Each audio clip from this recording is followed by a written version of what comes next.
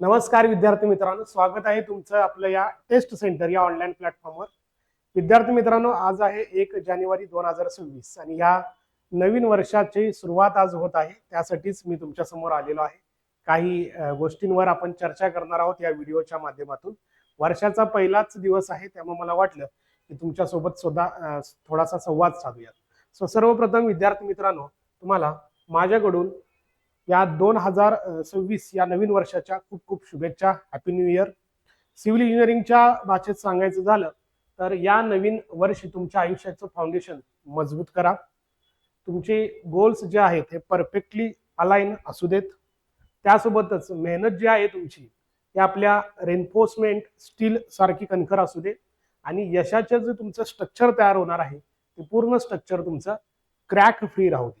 ते आपल्या सिव्हिल इंजिनिअरिंगच्या भाषेत तुम्हाला इथं मी शुभेच्छा देतो। प्लॅनिंग अचूक ठेवा, एक्झिक्युशन मध्ये कन्सिस्टन्सी ठेवा आणि प्रत्येक चॅलेंजला लोड न समजता लर्निंग जे आहे लर्निंग समजा। विद्यार्थी मित्रांनो, तर सर्वांना खूप खूप शुभेच्छा। आता आपल्याला माहित आहे की जसं वर्षाची सुरुवात होते तसं सगळीकडे आपले जे आहेत नवीन रिझॉल्युशन जे आहे ते आपण ठेवतो। वेगवेगळे संकल्प करतो आपण नवीन वर्षाचे सर्वजण, आणि ते संकल्प काही दिवसापर्यंत राहतात, जसं की जिमला जाणं असेल किंवा आणखी पहाटे उठून वॉकिंगला जाणं असेल किंवा आणखी इतर गोष्टी। आता आपण स्पर्धा परीक्षेची तयारी करत आहोत, तर आपले संकल्प तुम्हीही केले असेल आज दिवसभरात। त्याचबद्दल मी सुरुवातीला तुमच्यासोबत इथं बोलणार आहोत। तर हे संकल्प तुम्हाला यावर्षी करायचे आहेत। यातल्या काही गोष्टी ऑलरेडी तुम्ही 2025 मध्ये केलेल्या असणार आहात। म्हणावं तसं यश काही ठिकाणी मिळालं असणार आहे, काही ठिकाणी मिळालं नसणार आहे। सो आता आपले जे आहे हे आपल्या हातात गोष्टी आहेत, प्रयत्न करणं फक्त आपल्या हातात काय आहे, फक्त प्रयत्न करणं। शेवटी ज्याचा त्याचा जो दिवस आहे तो ठरलेला आहे, त्या दिवशी तुमचं जे काय तुम्हाला अपेक्षित पोस्ट आहे ते नक्कीच मिळणार आहे। तोपर्यंत तुम्हाला फक्त सातत्यपूर्ण जे आहे हे अभ्यास करणं गरजेचं आहे। तर आता बघा, यामध्ये काही गोष्टींवर इथं आपण चर्चा करूयात। पहिला आहे सेट क्लिअर गोल्स। तुमचे जे काय गोल आहे 2026 मध्ये हे फिक्स ठेवा। 2025 मध्ये बऱ्याचदा मुलांना असाही प्रॉब्लेम आला असेल की ही एक्झाम आली की मी याचा अभ्यास करतो, ती एक्झाम आली की मी त्याचा अभ्यास करतो, असं बऱ्याचदा गोंधळात मुलं पडलेली असतात। त्यामुळे 2026 मध्ये हे असं करू नका। 2026 मध्ये तुमचे जे गोल आहे हे गोल फिक्स करा की मला सरळ सेवा करायची आहे, मला एमपीसी करायचं आहे किंवा आणखी काय करायचं आहे। सो तुमचं जे गोल आहे हे गोल फिक्स राहू दे आणि त्याच गोलसाठी तुम्हाला पूर्ण प्लॅनिंग, तुमचा पूर्ण अभ्यास हा करायचा आहे। ठीक आहे। हा, जिथं एक्झाम स्ट्रक्चर, जिथं सिलेबस सेम असतो त्यावेळेला तुम्ही मल्टिपल पोस्टसाठी एकत्रितरित्या अभ्यास करू शकता। पण जिथं पूर्णपणे एक्झाम पॅटर्न मध्ये सिलेबस मध्ये चेंज आहे त्याला आपण एकाच वेळेला दोन दोन गोष्टींवर जे आहे दोन दोन गोष्टींवर राहू शकत नाही। किंवा बरेच विद्यार्थी असं करतात की काही महिन्यांसाठी जे आहे जॉब करतात, मग परत काही महिन्यानंतर एक्झामची कुठल्या तरी एक्झाम येणार आहे, ऍड आली की मग ते जॉब सोडतात। तर हे असं करू नका। तुमचं जे काय गोल आहे, आम्ही म्हणत नाही की पूर्ण स्पर्धा परीक्षेसाठीच या। तुम्ही जर प्रायव्हेट जॉबमध्ये तुमचं एज्युकेशन चांगलं आहे आणि तुम्हाला तिथं सुद्धा चांगली ऑपॉर्च्युनिटी आहे, तर तिथं सुद्धा तुम्हाला तुमच्या जे काही प्रोफाईल आहे त्याला कसं स्ट्रॉंग करता येईल ते तिथलं गोल ठेवा। कुणाला हायर एज्युकेशनचं असेल पुढे ऑपॉर्च्युनिटी, त्यांनी तिथलं गोल ठेवा। पण तुमचं गोल जे आहे ते क्लिअर असलं पाहिजे, हे सगळ्यात पहिला पॉईंट। दुसरा पॉईंट, बी कन्सिस्टंट। आता गोल तुमचं झालं की तुम्ही फक्त 3 दिवस 4 दिवस अभ्यास करून चालणार नाही किंवा 1-2 महिने अभ्यास करून चालणार नाही। कन्सिस्टंटली जोपर्यंत आपल्या हातात एक पोस्ट येत नाही, जॉईनिंग येत नाही, तोपर्यंत आपल्याला अभ्यास करणं गरजेचं आहे। सो कन्सिस्टन्सी जी आहे ती खूप महत्वाची आहे। तुम्ही गोल ठेवलात, ठीक आहे, अभ्यासाला सुरुवात केलात, पण ते 1 महिना केल्यानंतर 2 महिन्यानंतर परत मध्ये गॅप घेतला तर तो काही कामाचा असणार नाही। मॅनेज टाइम वेल। मॅनेजमेंट जे आहे, टाइमचं मॅनेजमेंट व्यवस्थित करा। तुम्ही कॉलेज करत आहात, क्लास करत आहात, अभ्यास करत आहात, जॉब करत आहात, त्यानुसार आपलं जे टायमिंग आहे पहिल्याच दिवसापासून ते टायमिंग दर आठवड्याचं म्हणा, महिन्याचं म्हणा, ठरवून घ्या। आपलं जो काय प्लॅन आहे तर त्यामध्ये तुमचं रिफ्लेक्ट होऊ दे। त्यानंतर स्टे डिसिप्लिन। तुमचा जो काय प्लॅन तुम्ही बनवणार आहे, तुम्ही जो टाइम मॅनेजमेंट करणार आहात सकाळपासून संध्याकाळपर्यंत, रात्रीपर्यंत, त्याच्यानुसार होत आहे का नाही हे चेक करा आणि त्याच्यानुसार आपल्याला जे आहे करायलाच लागणार आहे हे डोक्यामध्ये ठेवा। डिसिप्लिन राहा। Learn from mistake. मागच्या वर्षी 2025 मध्ये ज्या काही चुका झालेल्या आहेत, थोडक्यात आपलं सिलेक्शन गेलेलं आहे किंवा मार्क कमी पडलेले आहेत, ते कशामुळे पडले होते? रिव्हिजन कमी पडल्यामुळं, एमसीक्यू प्रॅक्टिस कमी पडल्यामुळं, कुठले तर महत्वाचे फक्त सब्जेक्ट करून गेलो आणि काही सब्जेक्ट सोडून गेलो। या चुका ज्या आहेत त्या चुकांमधून तुम्हाला आता शिकायचं आहे, त्या चुका परत रिपीट करायच्या नाही आहेत त्या 2026 मध्ये, हे लक्षात ठेवा। ठीक आहे। त्यानंतर बिलीव्ह इन युअर सेल्फ। स्वतःमध्ये विश्वास ठेवणं गरजेचं आहे। हे मी करू शकतोच आणि ह्या मी स्पर्धेत आता उतरलेलो आहे, तर मी सिलेक्शन घेऊनच बाहेर पडणार आहे आणि माझ्यामध्ये तेवढी धमक आहे, हा विश्वास तुमच्यामध्ये असणं गरजेचं आहे. ठीक आहे. त्यानंतर अवॉइड डिस्ट्रॅक्शन्स. बऱ्याचदा आता मुलांमध्ये अशा गोष्टी घडत आहेत की आता सर सरळ सेवा सगळी एमपीसी कडे जाणार आहे, मग आता अभ्यास थांबवतो, मग त्यावेळेला यू दे पॅटर्न मग मी करतो, मग तिथं प्री राहणार आहे, मेन्स राहणार आहे, काहीच माहित नाही. या गोंधळामध्ये मुलं आता हातात हातात ज्या संधी आहेत त्या सोडून देत आहेत. पेंडिंग एक्झाम आपल्या खूप साऱ्या आहेत, मग त्या सोडून आपण अशा काही डिस्ट्रॅक्शनमुळे आपण अभ्यास सोडून देतो. तर हे डिस्ट्रॅक्शन्स आहेत, किंवा आता डेटच नाही कुठली, आता आचारसंहिता लागतात, अभ्यास लवकर एक्झामच होणार नाही कुठली, हे डोक्यामध्ये जे बसलेलं आहे ते काढून टाका. असे जे काय डिस्ट्रॅक्शन्स आहेत त्याच्यापासून लांब राहा, याला अवॉइड करा. त्यानंतर वर्क हार्ड अँड पेशंट. तुम्हाला काम तर तेवढं जे काय अभ्यास आहे तो करावाच लागणार आहे. तुम्हाला दिवसातून ठराविक वेळ जो आहे खास करून अभ्यासासाठी काढावा लागणार आहे. सध्याचं जे इयर आहे संघर्षाचं आहे. 2026-25 पण संघर्षामध्ये गेला असेल, 26 पण संघर्षामध्ये जाऊ शकतो, बट त्याच्या पुढे जे आहे त्याच्या पुढे मात्र तुम्हाला त्याचं फळ नक्कीच मिळणार आहे. त्यामुळे तुम्हाला वर्क हार्ड हे महत्वाचं असणार आहे. तुम्हाला सध्या सर्व सण असतील, सर्व सुट्ट्या असतील, हे सगळं सोडून देऊन फक्त आणि फक्त अभ्यासच करायचं. ठीक आहे. आणि एक गोष्ट लक्षात ठेवा, कितीही काही झालं विद्यार्थी मित्रांनो, तर नेव्हर गिव्ह अप. तुमचं काहीही यामध्ये वाईट होणार नाही. तुम्ही अभ्यास केलात म्हणून काही वाईट होणार नाही. बघा विद्यार्थी मित्रांनो, आपण सिव्हिल इंजिनियर आहोत, आपल्यासाठी खूप साऱ्या संधी आहेत. गव्हर्नमेंट हे फक्त एक नाही आहे. ठीक आहे. आपल्याला बऱ्याच गोष्टी अजून करता येणार आहेत, पण सध्या तुम्ही आता या फील्डला सिलेक्ट केलेला आहात, तर या फील्डमध्येच आपल्याला सिलेक्शन घेऊनच बाहेर जायचं आहे, डोक्यात ठेवा. नाही झालं तर आपल्याजवळ प्लॅन बी आहे, प्लॅन सी आहे, बऱ्याच गोष्टी आहेत. पण सध्या जे आहे, सध्या आपण पूर्ण फोकसनं अभ्यास करणं गरजेचं आहे. ठीक आहे विद्यार्थी मित्रांनो, तर हे काही पॉइंट्स जे मला वाटले तुमच्यासोबत शेअर करावे, हे शेअर केलेले आहेत. नक्कीच तुम्ही या पद्धतीने करत आलेला आहात याच्या आधी सुद्धा, आणि इथून पुढे सुद्धा करणार आहात, माझा विश्वास आहे.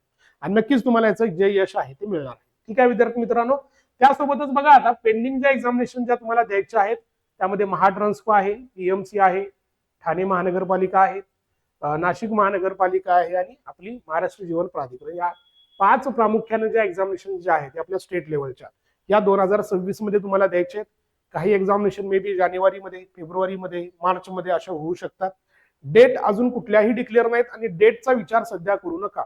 अजून कुठल्याही एक्झामची डेट जी आहे डेट डिक्लेअर झाली नाही, किंवा ज्या मागे एक्झामिनेशन झालेले आहेत त्याचे रिझल्ट अजून काहीच अपडेट नाही. त्यामुळे याच्या मागे जास्त वेळ वाया घालवू नका. या विचार करण्याच्या गोष्टी नाही आहेत, जे व्हायच्या तेव्हा होणार आहेत. ठीक आहे. त्यामुळे रिझल्ट लागणार, मग ते रिझल्ट होते का नाही बघतो आणि मग अभ्यास सुरू करतो, या सर्व गोष्टी तुम्हाला एक प्रकारचं डिस्ट्रॅक्शन आहे. ठीक आहे. तर हे बाजूला ठेवा. जे काय रिझल्ट लागणार आहेत ते लागून जाणार आहे. तोपर्यंत जोपर्यंत आपलं नाव येत नाही सिलेक्शन लिस्टमध्ये, तोपर्यंत आपल्याला अभ्यास करणार आहे. मागचा पेपर किती चांगला जाऊ दे तुमचा, किती स्कोर येऊ दे, पण आता पुढे जोपर्यंत आपल्याला हातात सिलेक्शन दिसत नाही, जोपर्यंत आपलं नाव सिलेक्शन लिस्टमध्ये येत नाही, तोपर्यंत अभ्यास हा करावाच लागणार आहे. पुढच्या एक्झामिनेशनचं प्रिपरेशन हे करावंच लागणार. ठीक आहे. आणि ह्या सुद्धा चांगल्या संधी आहेत. नाहीतर इथं तुम्ही म्हणाल की बघा इथं असेल, इथं असेल, इथं असेल, 100 पेक्षा जास्त जागा आहेत. आता इथं आणि इथं थोड्या कमी जागा आहेत, बट ह्या तिन्हीमध्ये 100 पेक्षा जास्त जागा आहेत.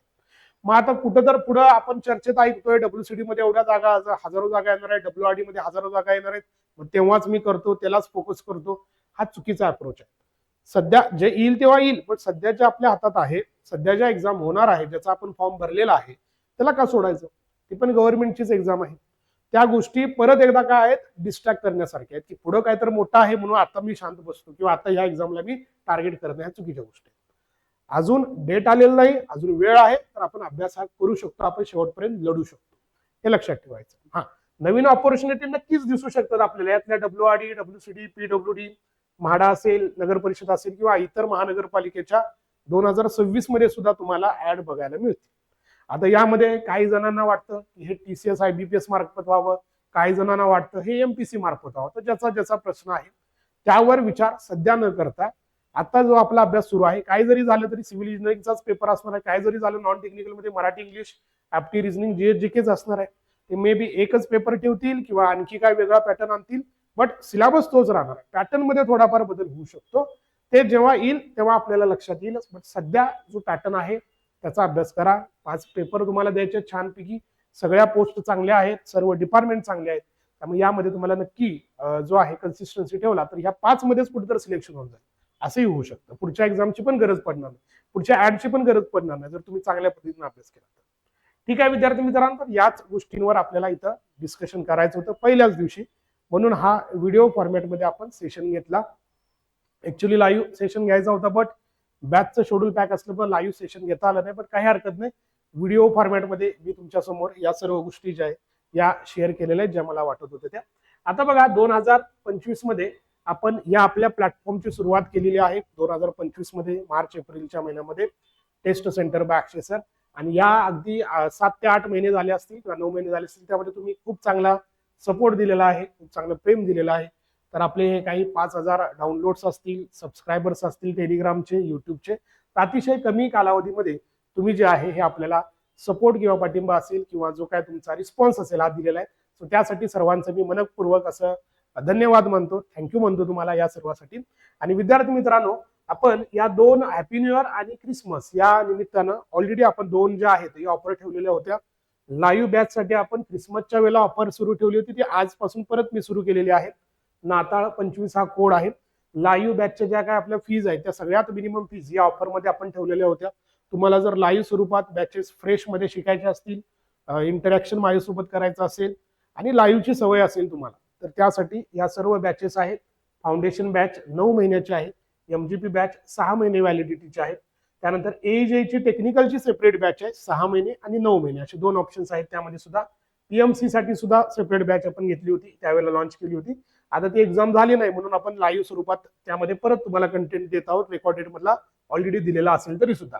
आणि तुमचं जर गॅझेटेड पोस्टचं स्वप्न असेल तर एमपी साठी आपण पीवायक्यू ची बॅच, आन्सर रायटिंग बॅच, ती ही लाईव्ह स्वरूपात आपण घेत आहोत. ज्यांचा फीजचा इश्यू आहे किंवा ज्यांना लाईव्ह बघता येत नाहीये, त्यांनी रेकॉर्डेडच बघणार आहेत, तर त्यांच्यासाठी सुद्धा रेकॉर्डेड बॅच आपल्याजवळ आहेत. फास्टॅग रिव्हिजन बॅच आहे आपली मिनिमम प्राइस मध्ये.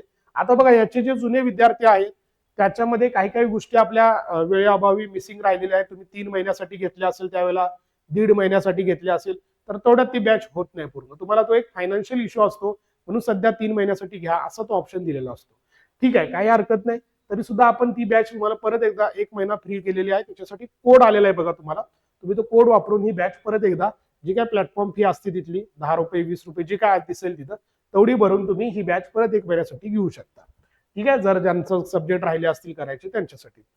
त्यानंतर टेक्निकल रेकॉर्डेड बॅच ची सुद्धा 3 महिन्याची काही जणांनी व्हॅलिडिटी घेतली असेल, त्यांचीही काय राहिली असतील तर आपण 1 महिन्याची व्हॅलिडिटी या टेक्निकल रेकॉर्डेड बॅच साठी सुद्धा फ्रीली वाढवून देत आहोत. कारण त्यावेळेला सुद्धा 3 महिन्याच्या व्हॅलिडिटीने बऱ्याच जणांनी घेतली असतील.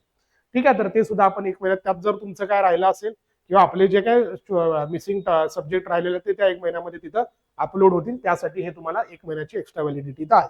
इथं तुम्हाला काही प्रोसेस करायची गरज नाही, जसं तुमचं एक्सपायर होईल तसं तुम्हाला 1-2 दिवसात परत ते दिसेल. ठीक आहे, या आठवड्यात ज्यांचे एक्सपायर होत आहे त्यांच्यासाठी. बाकी मग ह्या आणखी टेक नॉन टेकचे आहे, महाट्रान्सकोची टेस्ट सिरीज असेल, पीएमसीची टेस्ट सिरीज असेल, अशा वेगवेगळ्या ऑफर इथं तुम्हाला बघायला मिळत आहेत. आपल्या ऍपवर जाऊन तुम्ही टेस्ट सेंटर बाय अक्षय सर हे ऍप डाउनलोड केलं नसेल तर ते डाउनलोड करून घ्या. व्हिडिओच्या डिस्क्रिप्शन मध्ये त्याची लिंक आहे, तिथं जाऊन हे सर्व कोड, लाईव्ह बॅच साठी तुमचे कोड आहे ते नाताळ 25 आहे आणि रेकॉर्डेड बॅच साठी जो कोड आहे तो कुठला होता, HNY हॅपी न्यू इयर 2026 हा कोड वापरायचा आहे. ठीक आहे विद्यार्थी मित्रांनो, तर 2026 मध्ये गव्हर्नमेंट पोस्ट तुमची वाट पाहत आहे. फक्त मेहनत, सातत्य आणि आत्मविश्वास तुमचा कायम असणं गरजेचं आहे. विद्यार्थी मित्रांनो, जर तुम्हाला काही अडचण आली तर तुम्ही जो या डिस्क्रिप्शन मध्ये तुम्हाला फोन नंबर्स दिलेले आहेत त्यावर कॉल करून माझ्याशी संवाद साधू शकता. व्हॅलिडिटीशी रिलेटेड असेल, बॅच मधल्या काही मिसिंग तुमच्या कंटेंटशी रिलेटेड असेल किंवा आणखी काही तुमचे डाऊट्स असतील, तुम्हाला काही फीडबॅक द्यायचा असेल तरी तुम्ही डायरेक्ट माझ्याशी कॉन्टॅक्ट करू शकता.